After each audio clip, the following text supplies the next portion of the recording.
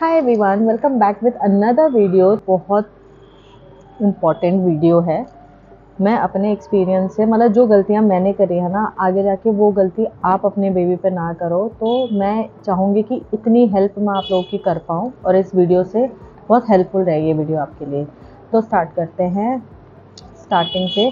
तो जिस दिन मुझे हॉस्पिटल से डिस्चार्ज मिलने वाला था, क्या हुआ उस टाइम पे ना, लास्ट जब डिस्चार्ज होने वाला है तो एक बार ना पीडिया भी राउंड पे आती है। गायनी तो मेरे लिए आती है, पीडिया बच्चे के लिए आती है। तो जब पीडिया आई ना तो उसने देखा, चेक किया कि बच्चे में जॉन्डिस का मतलब जॉन्डिस तो नहीं है, बच्चे को कितना है, कम है, ज़्यादा है। तो स्टार्टिंग में उसने देखा येलोनेस ना कम थी, होता ही है न्यूबॉर्न में, तो कम थी। तो उसने बोला अभी कम है, 3 दिन के अंदर में बढ़ गया तो इसको हॉस्पिटल लेके आना, नहीं बढ़ा तो फिर कोई ज़रूरत नहीं है लाने की।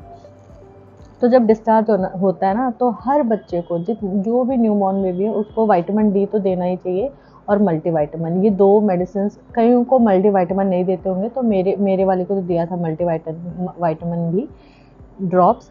तो वो देते ही देते हैं। तो जब 3 दिन के अंदर मैंने देखा ना, इसके ना आँखों में येलोनेस बढ़ने लग गया। मैंने कहा यार इसका फेस मुझे बहुत येलो येलो दिख रहा है। तो मैंने ना अपने कंसर्न के लिए मैं चली गई उस पर कि यार एक बार ना चले जाते हैं, क्या होता है। 3 दिन के लिए लेके गए तो उसका मतलब ना उसमें जॉन्डिस बढ़ चुका था। अब पता क्या, उसने बोला इसका बिलिरुबिन लेवल तो बहुत हाई है, 15 था, नॉर्मल 10 होता है, 15 था, और बच्चे के लिए 15 बहुत ज़्यादा है। फिर लेके गए तो उसने बोला मतलब बहुत ज़्यादा भी नहीं था, बहुत ज़्यादा जब रिस्क वाला होता है ना, जो वो 20-15 से ऊपर वो रिस्क हो जाता है, बहुत रिस्की हो जाता है। तो 15 तक भी ऐसा होता है कि वो ईजिली क्योर कर सकते हैं उस चीज़ को ना। फिर उसने मुझे फ़ोटोथेरेपी के लिए सजेस्ट किया मेरी बेबी को। तो उसने बोला इसका फ़ोटोथेरेपी कराना पड़ेगा। अब हमने बोला फ़ोटोथेरेपी के लिए बच्चे को 24 घंटे के लिए एडमिट करना पड़ता है हॉस्पिटल में। अब हमें नहीं पता था भाई, पहली पहली बार ही सब कुछ पता लग रहा था फ़ोटोथेरेपी। फिर मैंने नेट वगैरह पे चेक किया तो मैंने बोला चलो ठीक है, और उसकी मतलब वीडियोज़ वगैरह देखी तो नॉर्मल लगा मुझे। और यार नॉर्मल नहीं भी लगता तो भी कराना ही था बेबी को ना। पर यार इससे क्या होता है ना, ये सब देखने से तुम बहुत मतलब तसल्ली मिलती है, बहुत पेशेंस हो, मतलब पेशेंस आने लग जाते हैं तुम्हारे अंदर कि हाँ इतना पेशेंस है मेरे अंदर कि मैं 24 घंटे के लिए अपने बेबी को यहाँ देख सकती हूँ। पर जब मेरा बेबी मैंने उस मशीन में रखा ना बेबी को, भाई इतना रोना आता है ना, और रोई भी बहुत हूँ मैं। इतने से बच्चे को सिर्फ उसमें न्यूड रखा जाता है, डायपर पहना होता है बच्चे ने, और ब्लाइंड फोल्ड किया जाता है बच्चे को, ताकि वो ब्राइट लाइट होती है वो बच्चे को बच्चे के आईज़ को इफ़ेक्ट ना करें। अब पहले तो वो भी बहुत रोई, बाद में वो खेलने लग गई। वो मशीन ऐसी होती है ना, एक प्लेट साइड में ग्लास के वॉल्स और ऊपर से लाइट आ रही होती है। तो वो जो लाइट होती है वो ब्लू लाइट होती है, जो रिड्यूस करता है हाई बिलिरुबिन के लेवल को बेबी के ब्लड से। अब मैं आपको बताती हूँ बिलिरुबिन क्या होता है। बिलिरुबिन लेवल एक येलो सब्सटेंस होता है जो ओल्ड रेड ब्लड सेल के ब्रेक डाउन से फॉर्म होता है। जो न्यूबॉर्न बेबी होते हैं ना, उनमें रेड ब्लड सेल्स बहुत ज़्यादा होते हैं, इसलिए उनकी बॉडी में ना बिलिरुबिन ज़्यादा तेज़ी से बढ़ता है। अब जॉन्डिस बच्चों के अंदर से जॉन्डिस जाने में इतना टाइम इसलिए लगता है ना, क्योंकि बच्चों की जो लिवर होता है ना वो बहुत इमेच्योर होता है। वो अभी भी मतलब मैच्योरिटी की उसमें होता है बाहर आने के बाद भी, इसीलिए वो बहुत ज़्यादा टाइम लेता है बिलिरुबिन को रिमूव करने में, प्रॉपरली बहुत टाइम लेता है। अब जो फोटोथेरेपी मशीन में मैंने बताया था बच्चे को रखा जाता है, और ब्लू लाइट के थ्रू जो अंदर बिलिरुबिन होता है ना उसको निकाला जाता है।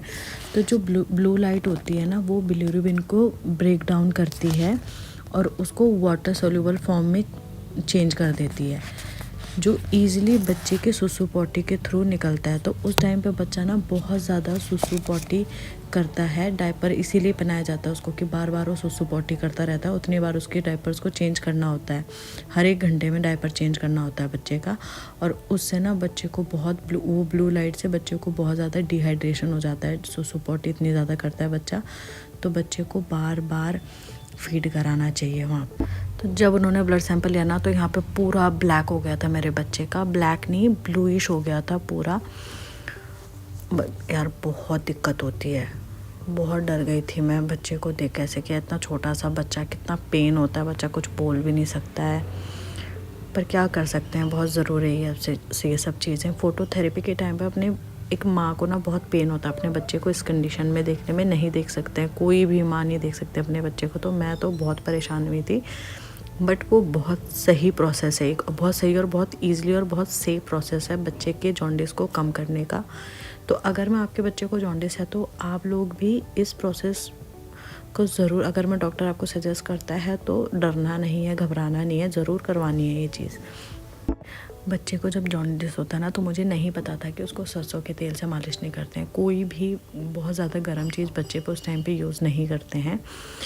बच्चे को बार बार उस टाइम पे फीड कराना होता है, क्योंकि बच्चे को डिहाइड्रेशन रहता है, बच्चे की बॉडी बहुत डिहाइड्रेटेड रहती है। तो बच्चे को बार बार दूध पिलाओगे तो वो बार बार सुसु पोटे करेगा, तो उसके थ्रू वो बिलिरुबिन को रिड्यूस करता रहेगा अपनी बॉडी से, तो उतनी जल्दी ठीक हो जाएगा बच्चा। तो ये था मेरा एक्सपीरियंस फ़ोटोथेरेपी को लेके। स्टार्टिंग के 1-2 महीने में जब बच्चे को ऐसे खड़े होने के लिए ना बर्प कराते हैं, तो बच्चा ना अपने यहाँ पे कंधे पे रखते हैं हम बच्चे को, तो बच्चे का हेड कंट्रोल नहीं होता, जिसकी वजह से उसके नाक वाक दबने का डर रहता है। तो वो भी ध्यान देना चाहिए। जैसे मेरी बेबी है, वो तो अपने नाक दबने नहीं देती थी, उसका ना स्टार्टिंग से हेड कंट्रोल ठीक था, वो मतलब थोड़ा बहुत वो सही कंट्रोल कर लेती, जबकि बच्चा अपना हेड कंट्रोल बिल्कुल नहीं कर पाता है। स्टार्टिंग में ये कर लेती थी। मैं इसको फिर जब ये 22-23 दिन की हो गई ना, तो मैं अपने टमी पे इसको टमी टाइम दे देती थी। बच्चे को 1 महीने बाद से आप टमी टाइम दे सकते हो, पिलो वगैरह रख के उसके गर्दन के नीचे ऐसे। तो 1 से 2 महीने की बेबी को आप 1 से 2 मिनट की 2 से 3 मिनट तक का टमी टाइम दे सकते हो। टमी टाइम अपने सामने ही देना है बच्चे को, ऐसा नहीं कि टमी टाइम दे के इधर उधर घूम रहे हो, नहीं, अपने सामने देखना है, क्योंकि बच्चे कभी अपना नाक मुँह ऐसे दबा लेता है ना, तो वो ध्यान देना है बच्चे में। दूसरा, बच्चे में और क्या चेंज आता है, बच्चे ना अपने माँ की, अपने पेरेंट्स की आवाज़ को पहचानने लग जाता है। जो बच्चे की मालिश करता है और बच्चे को नहलाता है, उससे बच्चे की बॉन्डिंग, बच्चे उसके टच को, उसकी आवाज़ को भी बच्चा पहचानने लग जाता है। अगर माँ आप खुद करते हो या उसका मालिश करने वाला आपके सास है या कोई और है, तो बच्चा उससे भी अपने आप को कनेक्ट करने लग जाता है, बॉन्ड करना, उसके टच को पहचान लेता है। बच्चा बहुत स्मार्ट होता है। और धीरे धीरे बच्चा ना स्माइल, मेरी बेबी तो फर्स्ट मंथ से वो बहुत स्माइल करने लग गई थी। वो स्माइल मतलब बहुत स्माइली बेबी है मेरा, तो वो फर्स्ट महीने से पहले से वो स्माइल करने लग गई थी। जो बहुत इम्पॉर्टेंट चीज़ें हैं 1 से 2 महीने के बेबी के लिए, वो है कि एक तो बेबी को 2 से 3 मिनट से ज़्यादा टमी टाइम नहीं देना है। अगर मैं जो दे रहे हैं, जो नहीं भी दे रहे हैं, इट्स ओके। टमी टाइम से क्या फ़र्क पड़ता है ना, बेबी अपने हेड को जल्दी कंट्रोल कर लेता है। फ्रीक्वेंट फीडिंग होनी चाहिए बच्चे के लिए, क्योंकि उस टाइम पे ना बच्ची का टमी बहुत छोटा भी होता है और बच्चा बार बार सुसु पोटी करता रहता है, तो उसको उतनी बार भूख लगती रहती है, तो उसको बार बार फीड कराना चाहिए। डेवलपमेंट की बात आए तो बच्चा ना बहुत अभी से 1 से 2 महीने में बच्चा अपने पेरेंट्स के वॉइस को पहचान लेता है। जो उसका मालिश करता है, चाहे वो उसकी मम्मी हो या उसकी दादी हो या फिर उसके कोई मालिश वाले लगा रखी हो, तो उनसे उनकी बॉन्डिंग को वो फील करता है, कनेक्शन को।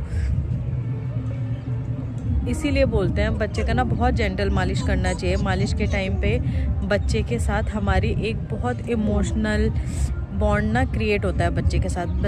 बच्चे हमसे कनेक्ट कर पाते हैं अपने आप को, तो इसलिए एक टाइम के बाद खुद मालिश करना स्टार्ट करो बच्चे का। अब मैंने भी बच्चे का मालिश करना स्टार्ट कर दिया है। 2 महीने बच्चा ना कोइंग साउंड निकाल देता है, कोई निकालने स्टार्ट कर देता है, कोई 3-4 महीने के बाद स्टार्ट करता है कोइंग साउंड, जैसे आ ई ऊ ऐसे करके साउंड्स निकालने स्टार्ट कर देते हैं बच्चे। इसके साथ ये हमारे साथ इंटरेक्ट करने लगी थी 2 महीने से। वो ना कभी भी अपने बेबी को दूसरे बेबी से कंपेयर नहीं करना चाहिए। हर बेबी की ग्रोथ उसके खुद के बॉडी के हिसाब से होती है, तो ऐसा नहीं है कि उसका बेबी 2 महीने से हेड कंट्रोल करने लग गया तो मेरा क्यों नहीं कर रहा है। अरे नहीं कर रहा है तो कर लेगा आगे जाके भाई। इसमें कंपैरिजन तो अपने बच्चों का भाई कभी नहीं करना चाहिए किसी के साथ। दूसरा ना मालिश वगैरह यार पुराने ज़माने में कर लेते थे लोग ना बहुत ज्ञान भी बांटते हैं इस टाइम पे कि इससे करो उससे करो, तू सही से नहीं कर रही है, ऐसा नहीं कर रही है। नहीं भाई, बहुत जेंटल मालिश करनी है बच्चे की। दूसरा, बच्चे को ना सरसों का तेल बहुत हार्श होता है यार, इतनी मिलावट आने लगी है उसमें, तो वो बच्चे को सूट नहीं करता है। बच्चे की बॉडी ऑलरेडी इतनी हीट फेंकती है ना, बहुत मेटाबॉलिज्म हमसे ज़्यादा होता है बच्चे का, तो बच्चे ना बहुत हीटेड रहते हैं उनकी बॉडी, तो इसलिए उन पे बहुत गर्म चीज़ें भी यूज़ नहीं कर सकते हम। इतनी सेंसिटिव स्किन होती है उनकी कि उनको रैशेज़ हो जाते हैं। मेरे बेबी के फेस में इतने रैशेज़ हो गए थे ना, बाप रे, हमें डर लगने लग गया था उसके फेस को टच करने में भी कि इसको और दिक्कत ना हो जाए, इतने ज़्यादा रैशेज़ हो गए थे। और रैशेज़ उसके 2-3 महीने में गए।